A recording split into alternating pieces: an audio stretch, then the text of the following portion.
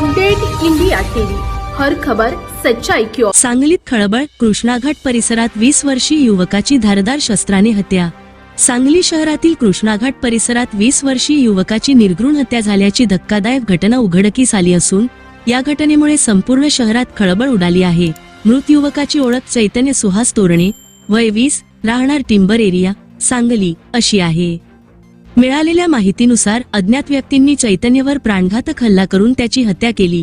घटनेची माहिती मिळताच सांगली शहर पोलीस आणि स्थानिक गुन्हे अन्वेषण शाखेचे LCB पथक तातडीने घटनास्थळी दाखल झाले। परिसराची पाहणी करून पुरावे संकलित करण्यात आले असून तपासाची चक्रे वेगाने फिरू लागली आहेत। घटनास्थळी पोलीस अधीक्षक तुषार दोशी, अपर पोलीस अधीक्षक कल्पना बारुकर, उपविभागीय पोलीस अधिकारी संदीप भागवत, LCBचे पोलीस निरीक्षक संजीव झाडे तसेच सांगली शहर पोलीस निरीक्षक अरुण सुगावकर यांनी भेट देऊन तपासाचा आढावा घेतला।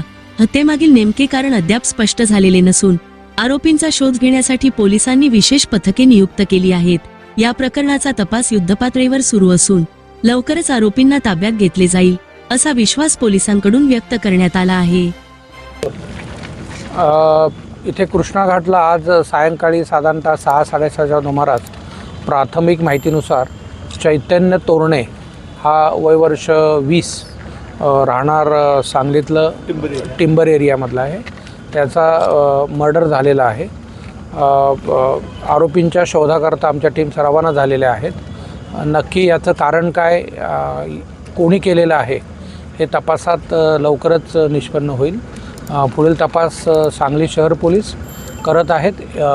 LCBची टीमही आरोपी शोध घेण्याकरता रवाना करण्यात आलेली आहे।